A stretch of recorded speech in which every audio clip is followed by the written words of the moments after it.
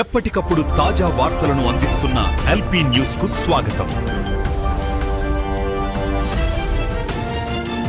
Hi hello నమస్తే, welcome to LP news. నేను మీ తరి రాజశేఖర్.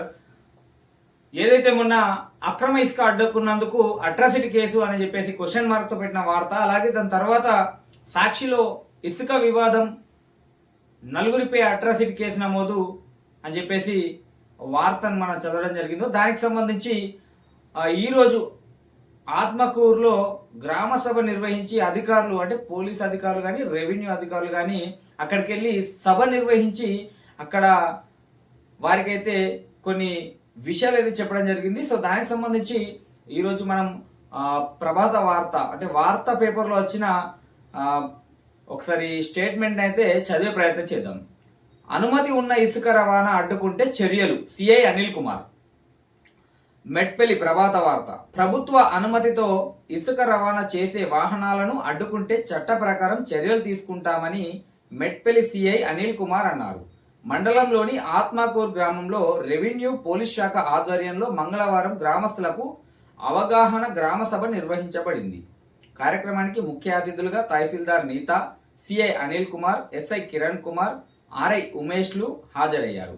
ఈ సందర్భంగా తహసీల్దార్ నీత మాట్లాడుతూ, జగిత్యాల జిల్లా కలెక్టర్ సత్యప్రసాద్ అనుమతితో కతలాపూర్ మండలంలో నిర్మిస్తున్న సూరమ్మ ప్రాజెక్టు కోసం ఆత్మకూరు గ్రామ పెద్దవాగు నుండి ఇసుకను తరలించడానికి అనుమతి ఇవ్వడం జరిగిందని పేర్కొన్నారు. ఈ ప్రభుత్వ అనుమతి ఉన్న ఇసుక రవాణాను ఎవరైనా అడ్డుకుంటే వారిపై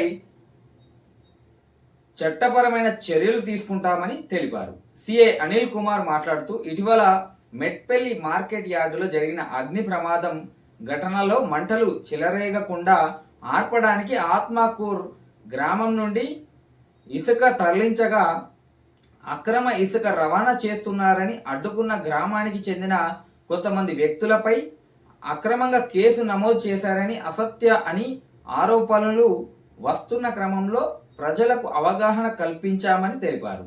అలాగే గ్రామంలో ఇసుక ట్రాక్టర్లని అడ్డుకున్నందుకు కాకుండా అదే గ్రామానికి చెందిన ఒక వ్యక్తిని కొంతమంది కులం పేరుతో దూషించినందుకు మాత్రమే కేసు నమోదు చేసినట్లు ప్రజలకి వాస్తవ విషయం తెలియజేయడం జరిగిందని తెలిపారు. గ్రామ అభివృద్ధికి గ్రామ ప్రజలందరూ కుల మతాలకు అతీతంగా కలిసి మెలిసి ఉండాలని, అలాగే ఎవరు కూడా చట్టాన్ని తమ చేతుల్లోకి తీసుకోవద్దని సూచించారు. అక్రమ ఇసుక రవాణాకు సంబంధించిన సమాచారం ఉంటే అధికారులకు తెలియజేయాలని, చట్టాన్ని చేతుల్లోకి తీసుకోవద్దని వారు కోరారు. కుల దూషణ ఘటనపై కేసు నమోదు మండలంలోని ఆత్మకూరు గ్రామానికి చెందిన నవీన్ రెడ్డి, సురేష్ రెడ్డి, శ్రీనివాస్ రెడ్డి, శోభ అనే వ్యక్తులు అదే గ్రామానికి చెందిన వీడీసీ చైర్మన్ పుర్ర రమేష్ను కులం పేరుతో దూషించిన విషయంపై నిందితులపై కేసు నమోదు చేసి దర్యాప్తు చేస్తున్నట్లు ఎస్ఐ కిరణ్ కుమార్ తెలిపారు.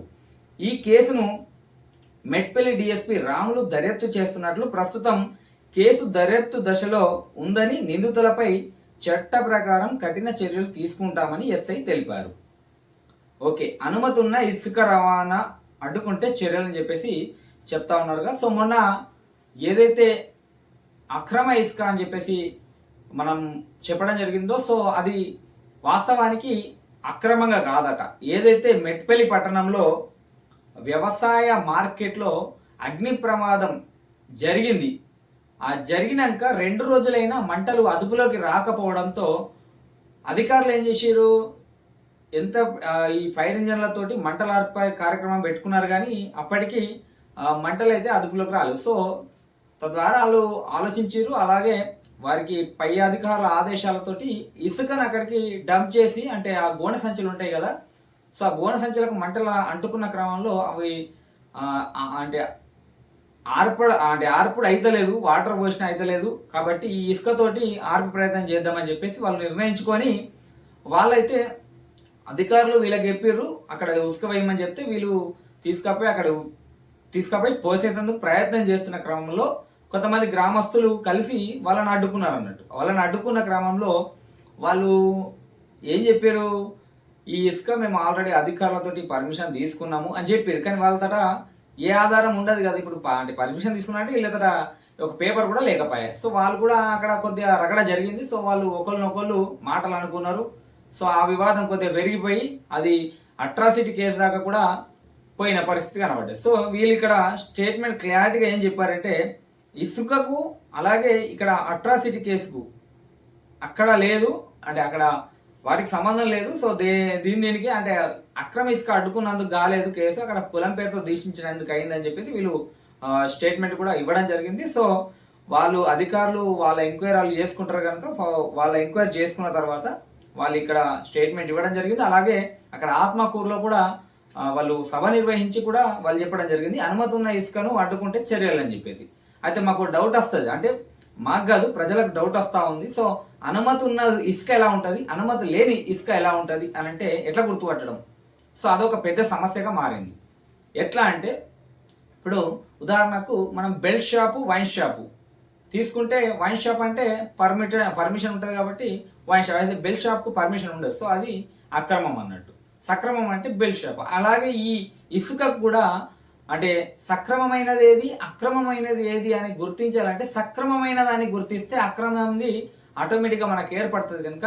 సో ఈ సక్రమంగా సూరమ్మ ప్రాజెక్టుకు తరలించే ఇసుక ఏదైతే ఉందో ఆ వాహనాలకు ఏదైనా స్పెసిఫిక్ నెంబర్స్ కానీ లేదా అక్కడ గౌట్ ఆన్ డ్యూటీ లేదా ఇంకా సూరమ్మ ప్రాజెక్టుకు ఇసుక తరలించబడుతుంది అని చెప్పేసి ఆ ట్రాక్టర్ కానీ ఏదైనా ఫ్లెక్స్ రూపకంగా కానీ లేదా ఒక బోర్డు రూపకంగా కానీ ఏర్పాటు చేస్తే బాగుంటుందని చెప్పేసి కొంతమంది గ్రామస్తులు చెప్తున్న మాట. ఎందుకనంటే ఇప్పుడు ఇలా సూరమ్మ ప్రాజెక్టు పేరు మీద ఇసుక పోతూ ఉంటుంది. సో కొన్ని ఇదే క్రమంలో అక్రమంగా కూడా తరలిస్తే మేము గుర్తించేది ఎలా అని చెప్పేసి కొంతమంది గ్రామస్తులు అడుగుతున్న క్వశ్చన్స్ అన్నట్టు. సో అధికారులు కొద్దిగా దయచేసి దీని మీద శ్రద్ధ వహించి అనుమతి ఉన్న ఇసుక, అంటే ఇప్పుడు ఒకవేళ ఇసుక ట్రాక్టర్ ఉందంటే దాని వెంబడ ఏదో ఒక అధికారో లేకుంటే ఎవరో ఉంటే దానికి అట్లా గుర్తించవచ్చు. అధికారం ఉన్నాడు లేదంటే ఒక అధికారం ఉంటే ఏంటంటే ఇప్పుడు ఒకవేళ మనం ఉదాహరణకు ఎగ్జాంపుల్ పోలీసు అనుకో, ట్రాక్టర్ వెంబడ పోలీసు ఉంటే దీనికి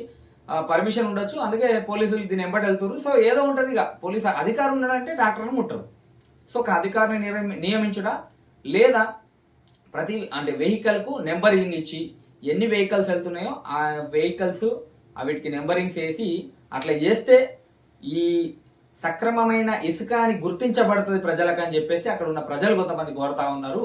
సో దయచేసి అధికారులు ఈ యొక్క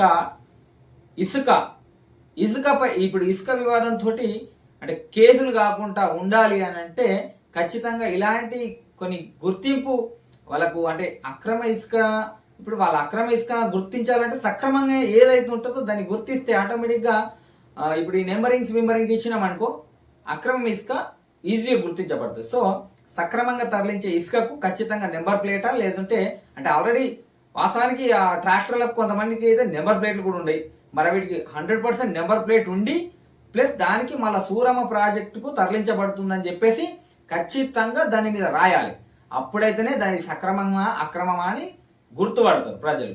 లేదా ఇట్లాంటి కొన్ని మిస్గైడింగ్ జరిగి అనవసరమైన కేసుల పాలవుతుంది. మళ్ళీ మీరు చెప్తుర్రిడా అనుమతి ఉన్న ఇసుక రవాణాను అడ్డుకుంటే చర్యలు అని చెప్పేసి వాళ్ళు ఇప్పుడు పుష్కన వాళ్ళకి తెలియదు, వాళ్ళు అడ్డుకుంటారు. కానీ వీళ్ళు చెప్తారు, కానీ చెప్తే వాళ్ళు నమ్మరు కదా. వాళ్ళ ఏదో ఒక పేపర్ చూపెట్టాలి కదా, ఆ పేపరు బతాకనం ఏదో చూపెడితే వాళ్ళు కొద్దిగా మనశ్శాంతిగా ఓకే సూరమ్మ ప్రాజెక్ట్ అని చెప్పి అంటే మీరు చెప్పిన ఇవాళ మీటింగ్కి కూడా వాళ్ళు ఆల్రెడీ వాళ్ళకి అర్థమయ్యే ఉంటుంది.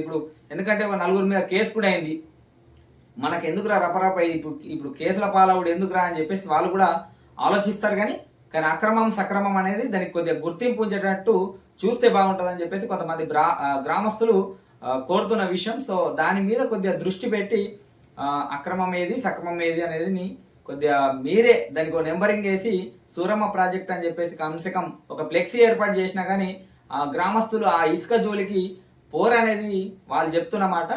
సో ఇది అసలు ముచ్చట. సో అలాగే ఈ యొక్క కులం పేరుతో దూషించిన వ్యక్తులపై కేసు నమోదు అనేది వాస్తవానికి వాళ్ళు గ్రామంలో బహిరంగంగా వాళ్ళను దూషించినందుకు గాను వాళ్ళు కేసు నమోదు చేసినట్లు ఇక్కడ స్టేట్మెంట్ కూడా చెప్పడం జరిగింది.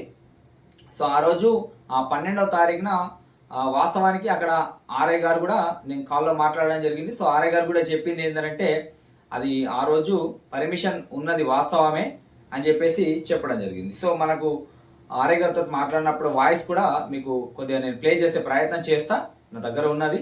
సో ఆ రోజు పర్మిషన్ ఉన్నది వాస్తవమే అని చెప్పేసి చెప్పడం జరిగింది. కానీ మరి వాళ్ళకు అక్కడ ఏం జరిగింది అనే విషయాన్ని అయితే పర్టికులర్గా అధికారులే, పోలీస్ అధికారులు ఎంక్వైరీ చేస్తారు కాబట్టి సో ఆ ఎంక్వైరీలో వాళ్ళు చూసుకుంటారు కనుక సో ఇది అన్నమాట ముచ్చట. సో ఇంకోటి ఏంటంటే అనుమతి ఉన్న ఇసుక ఎట్లుంటుంది, ఏ వెహికల్కి ఉంటుంది అనేది దాన్ని ఖచ్చితంగా అధికారులు స్పష్టం చేయాలని చెప్పేసి అక్కడున్న గ్రామస్తులు కోరుతా ఉన్నారు. చూస్తూనే ఉండండి ఎల్పీ న్యూస్. సార్ నమస్కారం సార్. నమస్తే నమస్తే. ఫోన్ సరే. చేసిర్రు? అది ఏం లేదు సార్, ఈ మళ్ళీ 12వ ఫోన్ తారీఖు చేశారు. ఆత్మకూరు నుంచి వెళ్ళి ఇసుక పంపించారు కదా. చెప్పండి. సరే, అది అంటే అది ఇప్పుడు మెట్పల్లి అగ్ని మన ఇక్కడ వ్యవసాయ మార్కెట్లో కాలిపోతే దాని గురించేనా సార్ ఆ రోజు 12వ తారీఖు నాడు అదే పంపించింది? రాత్రి 12 గంటలకు కాదు, అప్పుడు ఎందుకైతే సారీ, 12 గంటలకు కాదు సార్. అయితే 12వ తారీఖు నాడు అక్కడ అంటే సాయంత్రం ఆడియో షాప్ ఎత్తే అప్పుడు ఆత్మగా 4 కెళ్ళి తెప్పిస్తాం, ఆత్మకి కూడా తెప్పిస్తుంది. అచ్చా. దాని గురించే సార్, క్లారిఫికేషన్ కోసమే ఫోన్ చేసిన మరి అదే అంతే తెప్పించినప్పుడు అప్పుడు కొంచెం ప్రమాదం జరిగింది, ఎక్క అవసరం ఉంటాడా. ఉసుకతోటి మంటలు ఆర్పెత్తందుకేనా? అది ఆర్పి పక్క అది ఉంటాయి కదా, దాన్ని చల్లదానికి ఫైర్ ఆఫీసర్స్ ఇన్స్ట్రక్షన్స్ ప్రకారం అది లేస్తుంది మళ్ళీ మంట అని ఆడియో షాప్ చెప్తే అప్పుడు సార్ ఇన్స్ట్రక్షన్ ప్రకారం తెప్పడం జరిగింది అంతే. ఓకే సార్, దాని గురించే ఫోన్ చేసినట్టు సార్ అప్పుడు. అంతే. Okay okay okay sir, thank you sir.